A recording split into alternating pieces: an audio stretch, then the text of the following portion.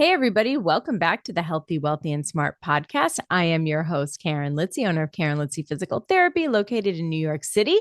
And today I'm really happy to have back on the program a total regular, actually, might be the most regular guest that we have, Jamey Schrier. He's a physical therapist, a best selling author, business coach, speaker, and CEO of Practice Freedom U, a business training and coaching company.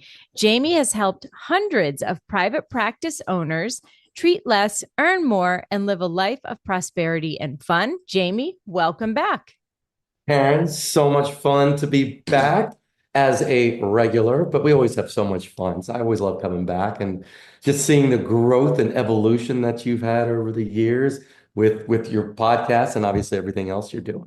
Yeah, likewise. Likewise. I've seen your company grow from you to now having multiple coaches and helping even Yeah, more and more people, creating a bigger impact, which is exactly what we all hope for, right? When we start a business, is to be able to yeah, help people and have a big impact.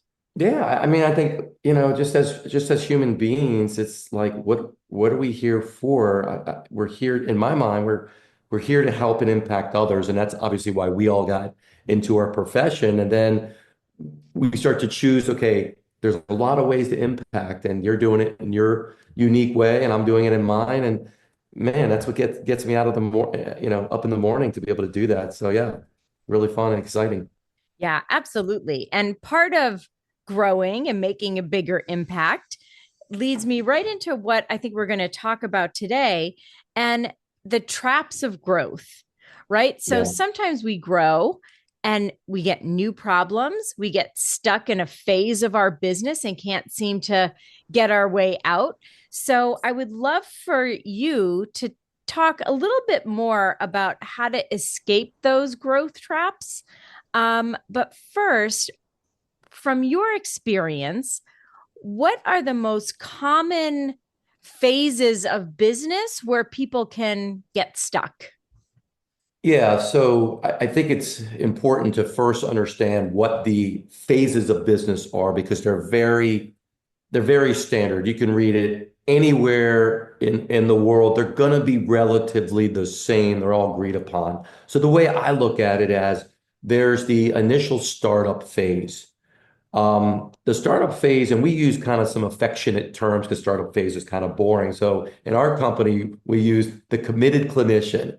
You can also hear the solopreneur.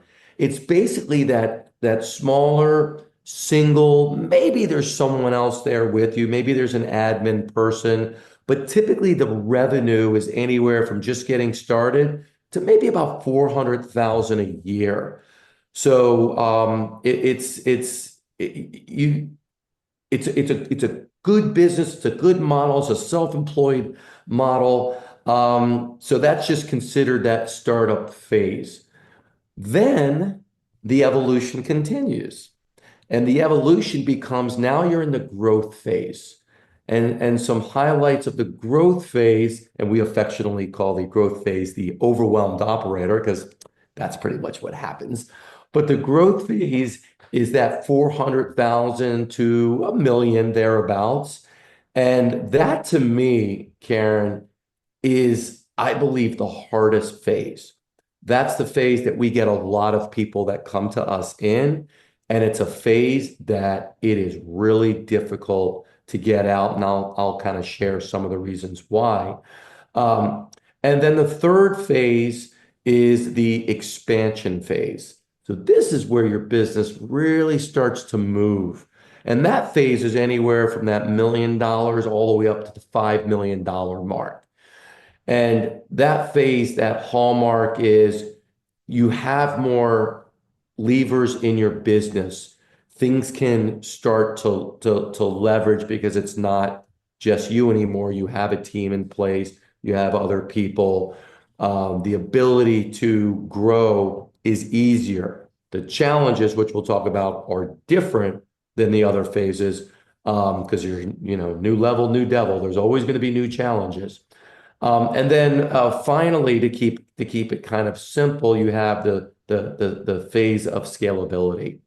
So that phase is, 5 million all the way up to 10 million and Mm, more.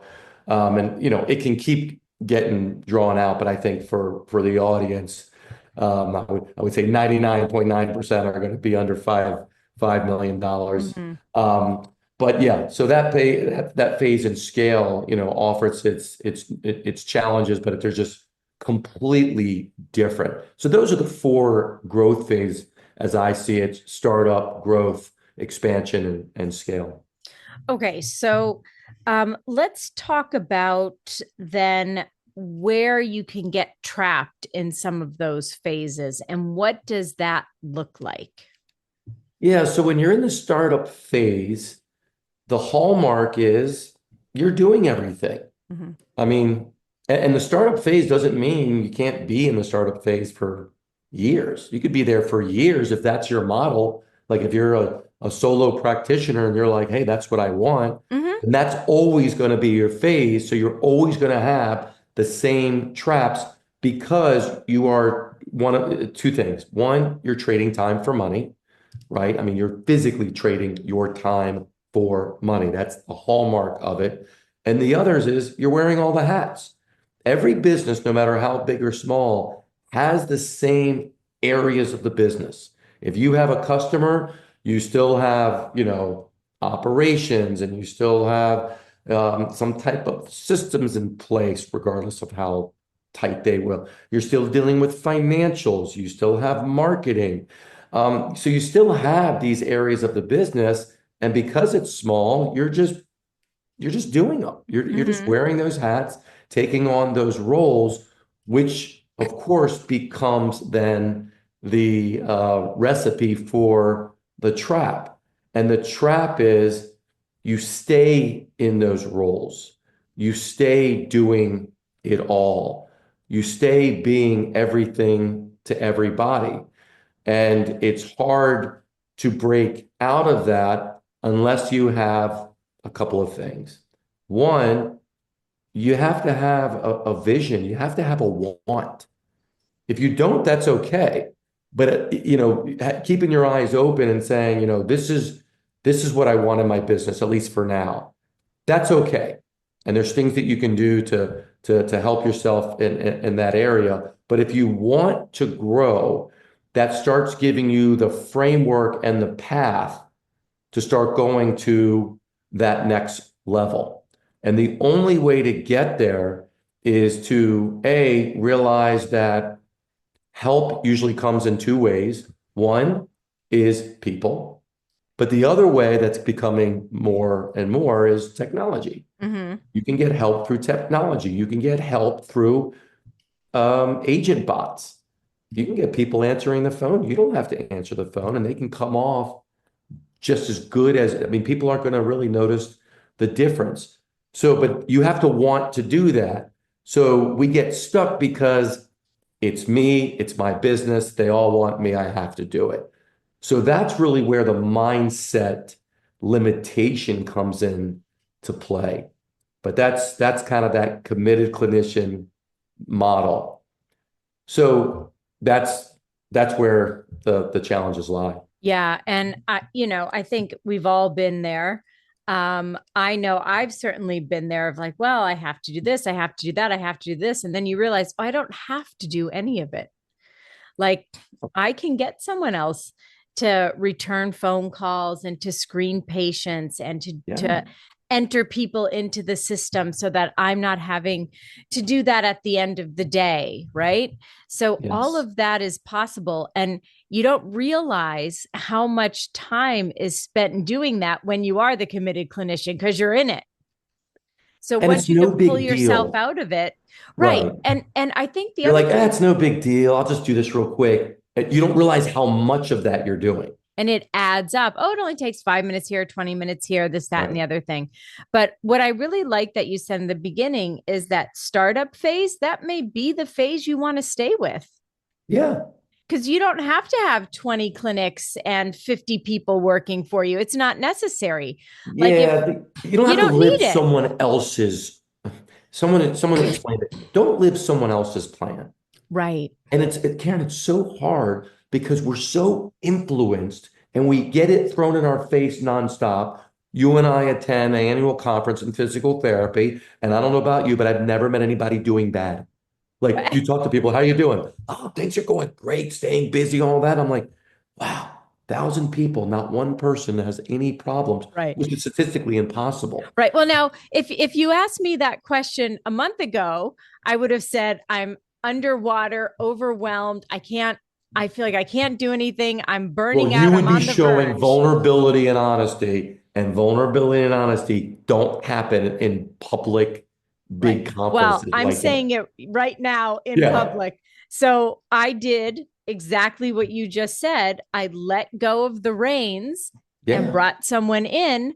And it's like, oh my God, this is amazing to have someone who you know is great, who your patients love. And you know, your patients love the therapist when they go to see one person and then they're like, I want you to see another person in my family, yeah. right? That's when you're like, oh, this person's good. But So, I was overwhelmed, underwater, canceling things with family and friends. I didn't even go home for Easter because I was so exhausted and yeah. tired. And I was like, that's it. So brought And, someone on and she's Karen, you start to amazing. question, what am I doing this for? Like, I Right. want to make an impact. I want to help others, but aren't you a part of the people you want to help? Don't you want to create the life and the lifestyle and the relationships that Mm-hmm. you want? You see, to me, this is all a choice. And it's so easy for us to come up with an excuse of why it can't be and spend 2 minutes saying, well, there's nobody out there. So even if I wanted to, I can't hire anybody. And it's like, come on. Right. You can. That's a victim mentality. Yeah. If you want to be where you are, own it. Yeah. Just own it. Don't make it where you can't, because there's a lot of people doing amazing things in this world, and it's because they're choosing to. It's not easy to do, but none of this is easy. It's just, it can be a lot of fun. Hard work is fun sometimes, but you have to create that vision, that picture that moves you. And you don't want someone else's picture for you. Because, your listeners may know, but, I had my own practice. I had a Mm-hmm. couple locations in Maryland. And I remember like I was on the I need more locations because that's what people seem to respect. And I was Right. in this, I need respect. I need to be, someone to be, reckoned with and all that. And then I started, working with a coach. He goes, what kind of crap are you saying? Is that what you're about? I go, no. I go, then why are you doing all this? I go, I don't Right. know. That's what I thought I was supposed to do. People always ask me how many locations you have, and I feel less than if I don't give a big number. And, that was my own poor thinking. Yeah. So I started just align my business with the life I wanted, and I stopped worrying about what everyone else is doing. Easier Mm-hmm. said than done for sure, For but sure. it allows us to move forward in our own light. Yeah, and it is hard. I remember even last year at PPS, I gave a speech after an award, and when I got that award, or when it was the DICUS award for Yeah, people who I are physical remember. therapists. So part of my speech, because I remember when Jenna Cantor is like, I'm nominating you for this. And I was like, oh, that's nice. Not gonna happen, but thank you so much. And I felt, well, that will never happen because I'm not big enough. I'm not big enough. I'm not important enough. I'm not the I Mount don't, Rushmore of I don't, people. I don't I'm just have, little Karen in New York doing my right, little thing. right. That's our own mindset that keeps us small. Yep, Like it's not about money or clinic. It's about how we feel about ourselves. And if we think we're small, we act small, we show up small. And thank you for Jenna, because she didn't see you that way. right. And after I gave that speech, afterwards, people were like, thank you for that. Cause I have one clinic, or it's just me, or it's just me and another PT. And I like what I'm doing. But to your point, I think our culture, certainly here in the United States, for those of you listening, Jamey and I are both based in the United States, is bigger, more, better, Bigger, more, blah, blah, blow it blah, blah, out, blah, blah, blah, blah. blah. Right. But You in other know, parts of the world, people are like, no, I'm pretty happy. yeah. No, Right. Like we might say they're more happy and fulfilled than Right. Like places in the US. you don't have to blow it out and stretch it every which way, right? You can just say like, I really like what I'm doing and I like the way that my business is structured and it can I feel like I'm not comfortable, but I'm Right. happy here. But to your point, maybe I don't have to hire 10 to 20 more people and have all these different locations, but maybe I can work through technology to help get me unstuck from some of the traps of being, you know what I mean? Well, yeah, for sure. I mean, obviously, me being biased, I think the greatest way to get unstuck is have someone in your corner Yeah. guiding to recognize when you are fighting yourself. And we're Yeah. all doing that. This is actually a perfect segue because when we look at the second growth phase that we get trapped, that overwhelmed operator phase, 400,000 to a million, the hallmark on that phase is we begin to hire, and yet our hours do not go down. Our hours go up. Why? Right. Well, because we still have our job to do, which is the same job we had in the startup phase, right? Solopreneur. But because we hire, there's more complexity in the business. There's other human beings. And we learn Mm-hmm. very quickly they all don't do things the way we do them. So now we're working more hours and we give hours away like they're nothing. And we try to show up and be everything. So this is where the overwhelm comes. Not that you can't be overwhelmed as solopreneur. You were overwhelmed. You were doing too much. You didn't have borders. And you were just like saying yes to everyone because you like to help people and Mm-hmm. it's good feeling like wanted. And then we get caught in that next phase, which is why the hardest thing, because you work more hours. And this is where my whole treat less, make more motto came from.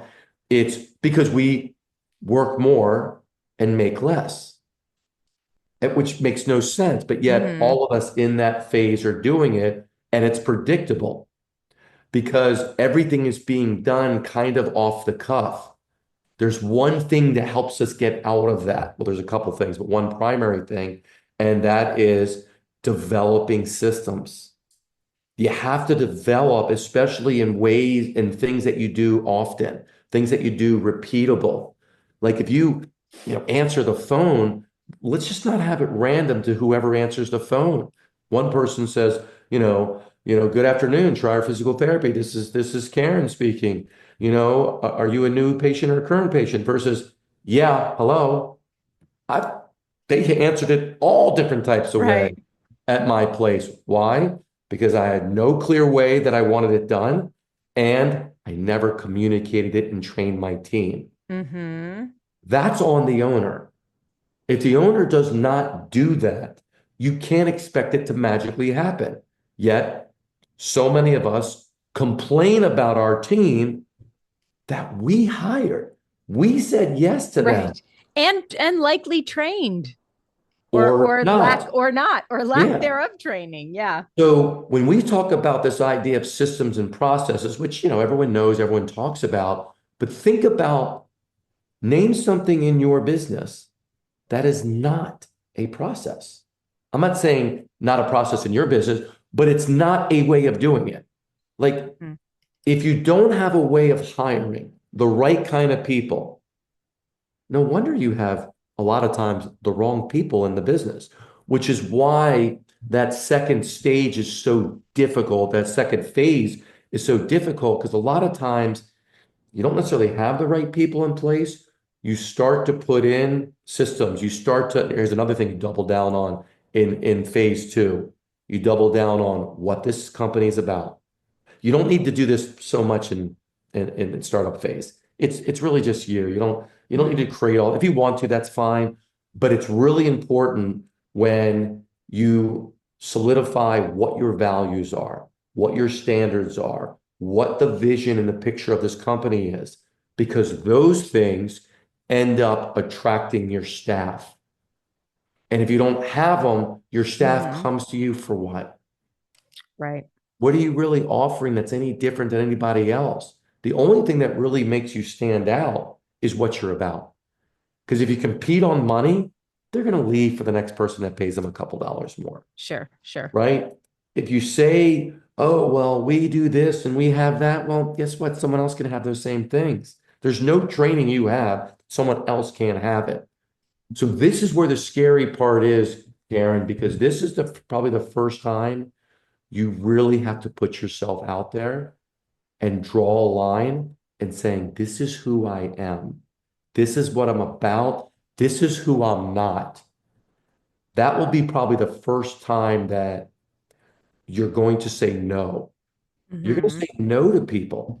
You know what? I like you. I don't think this is the right fit for you because you're so clear on who you are.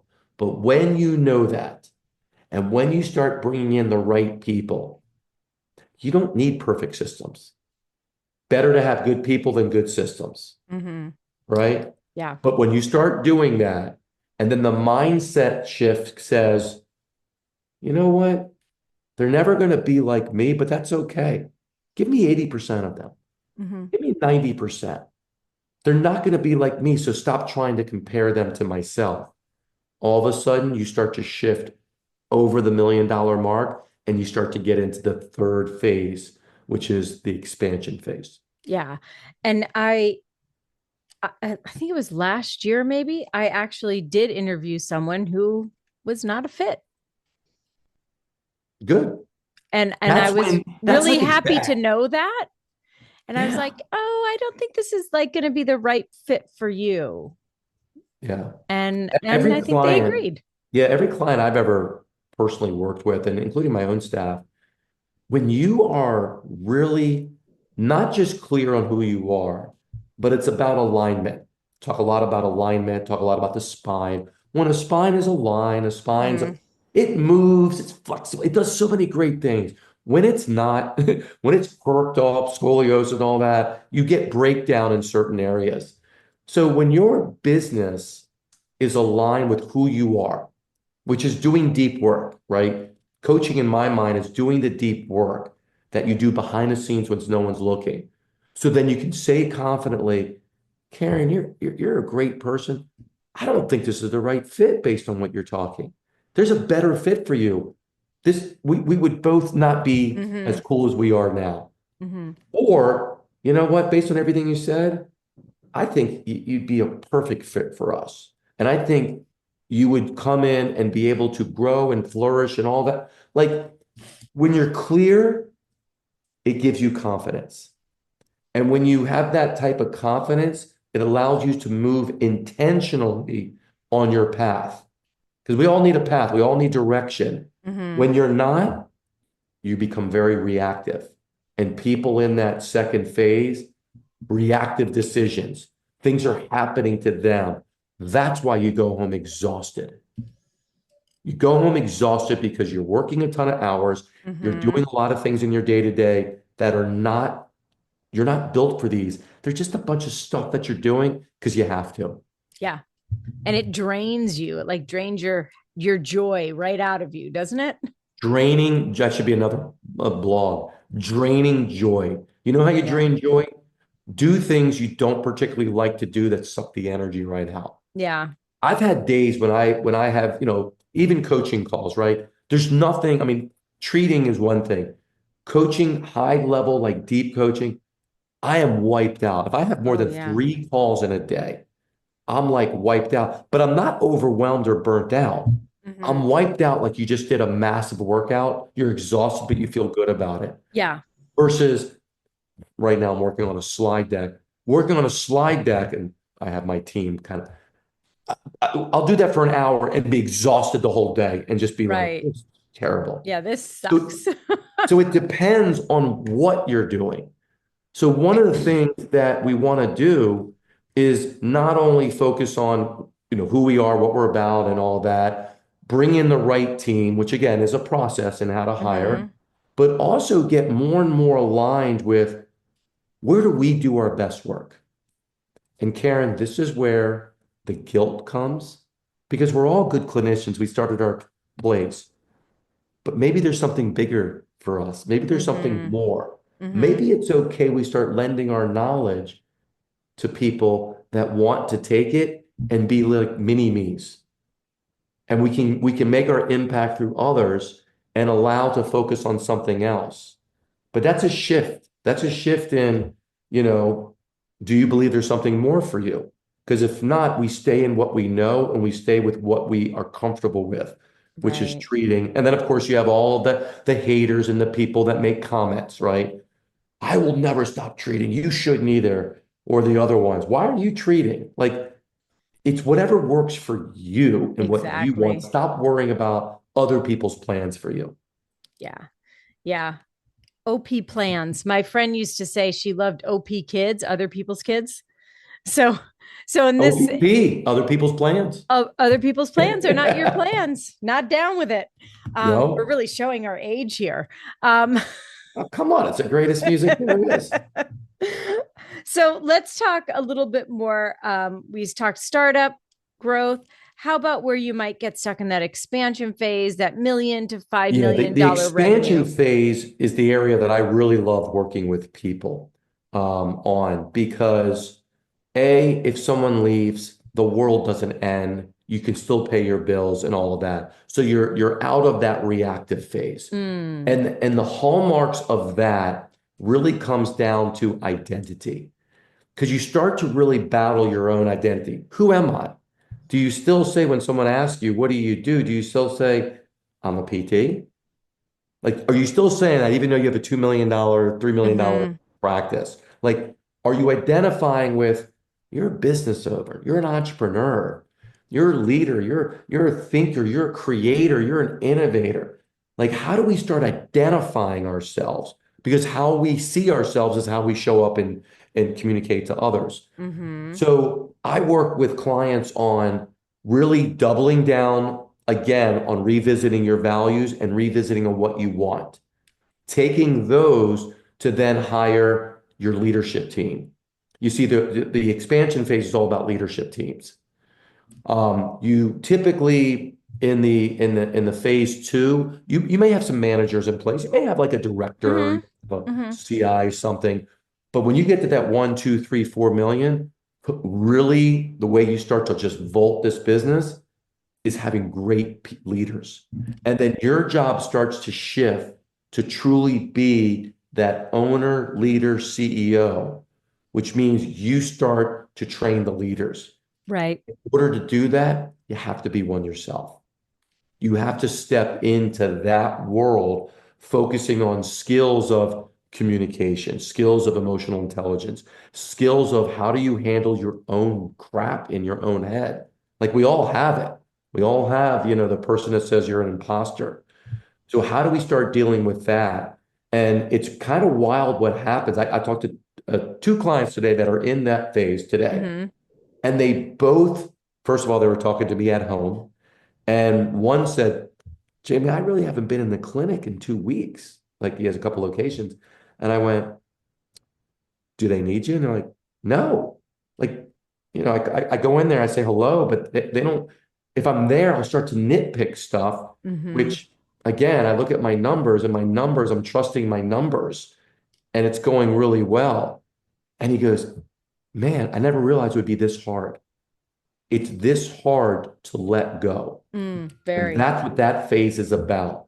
You let go a little bit in, the growth phase and that overwhelmed operator. You'll let go like, okay, someone else can do the front desk. I don't have to answer. But in that phase, it is all about letting go and putting good people that you are supporting them.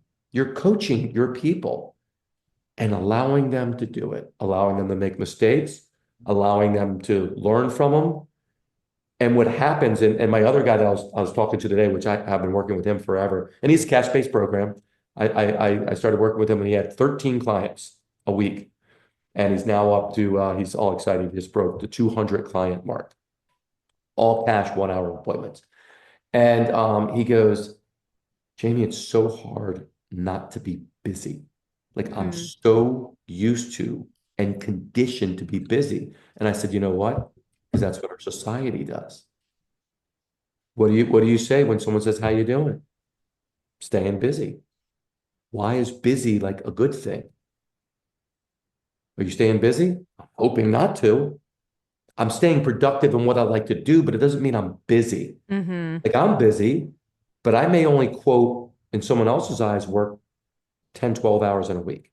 Mm-hmm. I get a lot done in those 10, 12 hours, but I spend a lot of time just thinking, I do my workouts and stuff, but I'm being creative. Like that's real important time so I can show up here ready to roll, or I can Mm-hmm. show up with a client or show up with one of my coaches and training them or show up speaking.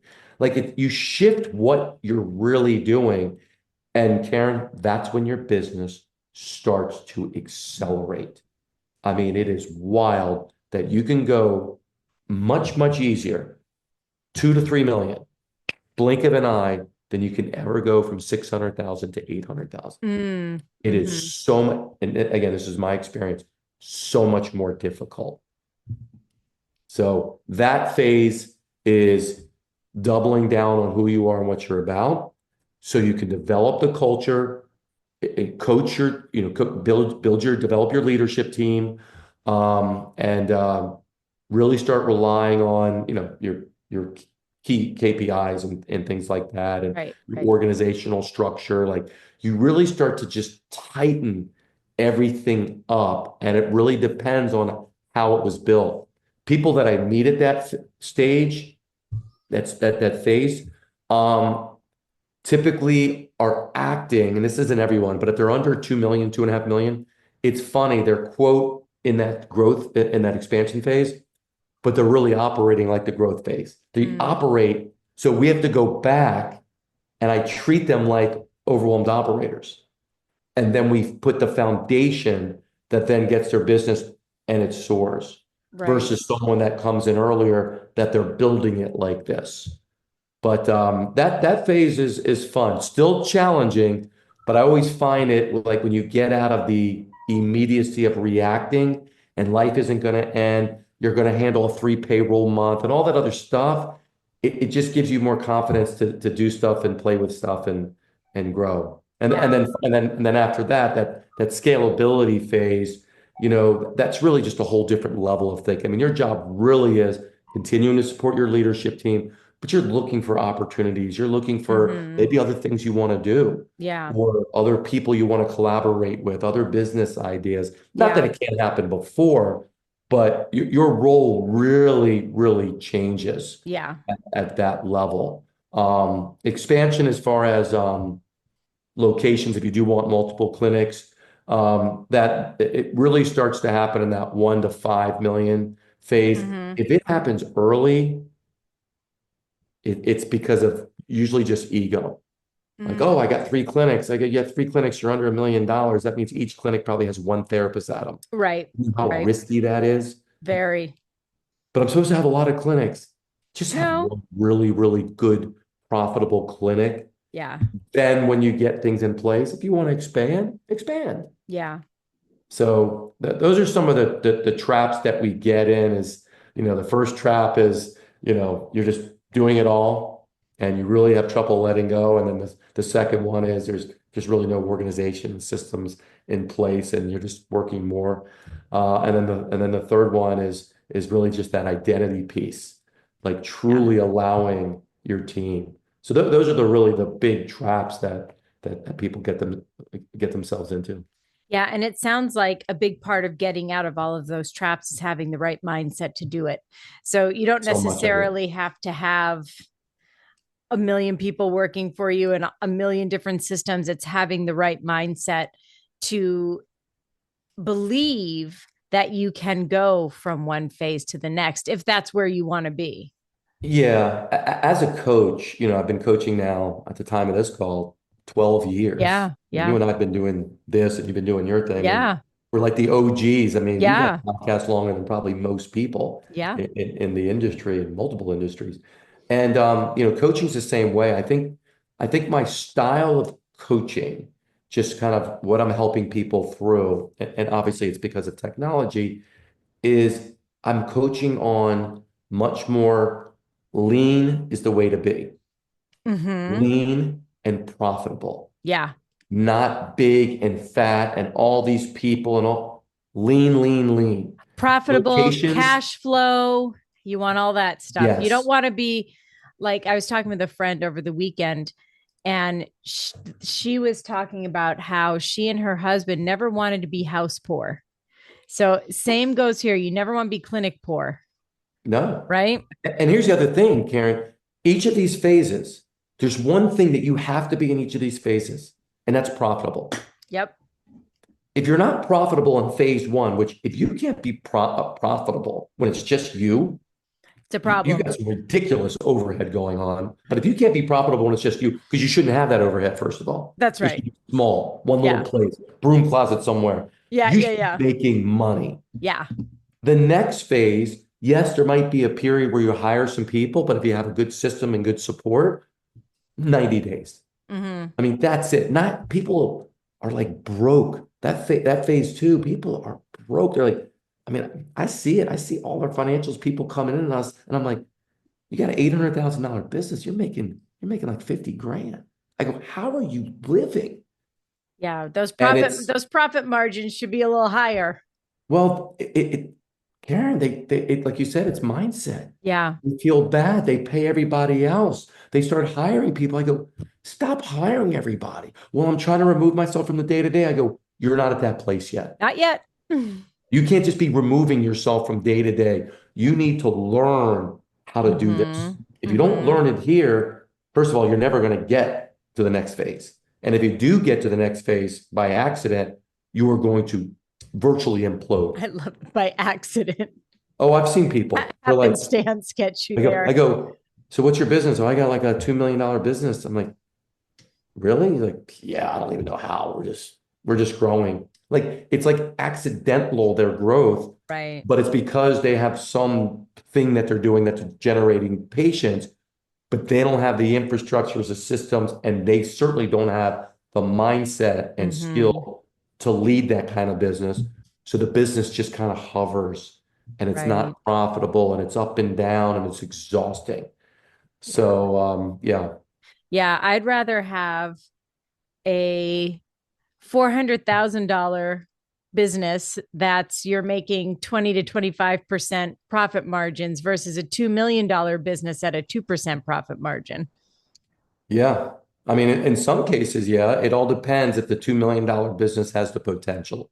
If it Right. does, give me the 2 million. If Yeah. not, you're gonna have a Right. better you're gonna have a better life at 400,000. Yeah. Kind of like And to what you me, were that's a saying, like, you got there accidentally, you don't know what's going on, you're just sort of hovering around. It's like it's very stressful. That makes me very stressed out. yeah. And that's what, anyone listening that you're in your business or looking at a business, wanting to grow wherever you are, this is just all about you. It's what you want. To me, Hmm. whatever we do as owners and leaders, entrepreneurs, can we all agree that it's supposed to provide us a better life? Hmm. Now, if we have a better life, think about this. We have a better life. That life is being supported by this vehicle that we call a business. And if the business is supporting our life, wouldn't you think that people working for us would also have a better life? Because we're givers. We want to help others. Hmm. Why would we have a better life and our staff terrible? What happens is our staff has a little better life and ours is terrible because we're trying to give them everything, but we're sacrificing ourselves to do it. And we have to be more selfish, which is really hard for us to do. So to me, this is, what do you want your life to be? Hmm. If anything was possible, don't try to figure out how we're going to get there. What do you want it to be? Who are you about? What are you about? This is where your values come in. Then let's look at your business. I don't even look at your business until I'm clear on those things with someone. Then I'm like, okay, let's see what this business has to be in order to support that. And Hmm. you need someone that is willing to really start seeing things and thinking differently. And unfortunately, Karen, a lot of people aren't. They stay Yeah. really fixed and set on their belief systems. And look, I don't judge people's belief systems. I just ask, are your belief systems providing the life that you want, not that you're settling for? And if it Mm. is, more power to you. If it's not, you do have a choice. It's hard talk, but I wish there was just more successful people that were just living a great life and doing it by impacting others like you're doing and I'm doing. Yeah. We all have the opportunity. Yeah. And I was going to ask you to, as we wind things up, kind of tie it up there. And I think you just did. But my biggest takeaway is that, and I wrote it down, you really have to know what you want. Yeah. Either know what you want. Sometimes I've done this with clients because I did this with myself. Know what you don't want. Even better. Yeah. Because if you're overwhelmed, if you're under $1 million, that overwhelmed operator, you don't even know what you want because you don't think anything's possible. So you don't Mm-hmm. want to think too big because you're just going to bum yourself out and you're already exhausted. Right. So how about what don't you want? Well, I don't want to see 40, 50 hours a week of clients anymore. Okay, well, what would that look like? Mm-hmm. And get it down to 20, 25. I go, okay, let's just start there. I don't want to do this administrative stuff. Okay. Like I'll never ask you why. Like it doesn't Mm-hmm. matter. Like Mm-hmm. you don't have to justify to anyone. It's just what you want, or in this case, don't want. Right. Once you start getting breathing room, things start to get more clear. And now you can start being more intentional because you have more confidence. And you can say, oh, yeah, there's other things I can do here. But when Mm-hmm. you're drowning in it, which typically happens between that 500 and a million, sometimes it's hard. So start with you want, start with what you don't want. Just start questioning it. Yeah. Great advice. Now, where can people find you if they want to learn more about you, learn more about Practice Freedom U, Yeah, want to well, work you can with you, always go to my etc.? website, Practice Freedom U, the letter U, and with the audience, I always like starting people with a quiz because I like people thinking, and I want Mm-hmm. people to. It's a very quick quiz, take you like 2 minutes, 3 minutes. We can put it in the show notes, but it Perfect. just allows you to kind of look at your business. Like I'm going to ask you a bunch of questions about the different areas of your business. So depending where you are, depending how you're going to answer, but it's an eye opener because it's questions that you may not have asked yourself. And then what happens with the quiz is after you're done, then I give you things that you should do. So I'll say, hey, you're in this stage. Here's what you're facing. Here's what you can do about it. And then, of course, if you'd like, I'm happy to jump on a call and see if coaching might be an avenue as well. But start with the practice quiz. Perfect. And like Jamey said, we'll have all of that in the show notes. So no matter what platform you're listening to now, scroll down a little bit and one click will take you to all of that. And of course, last question. You've answered so many times, you've given yourself so much advice, but what advice would you give to your 20-year-old self? Oh, 20-year-old now. Yes. Oh man. It's gonna be okay. It's gonna be okay. Just just keep showing up as the authentic you. It's gonna be okay because I didn't think like that then. Mm, that's great advice. And I think a lot of people don't think like that then because you're all frazzled and you're 20 and you don't, I don't know what's going Karen, I'm on. still working on Yeah, I it. think me too. Yeah, But that is we're a great work in advice. progress. Totally. Well, Jamey, thank you so much for coming on again. Oh, Always a thank you. pleasure. Always great advice. So thank you so much. Thank you. And everyone, thanks so much for tuning in. Have a great couple of days and stay healthy, wealthy, and smart.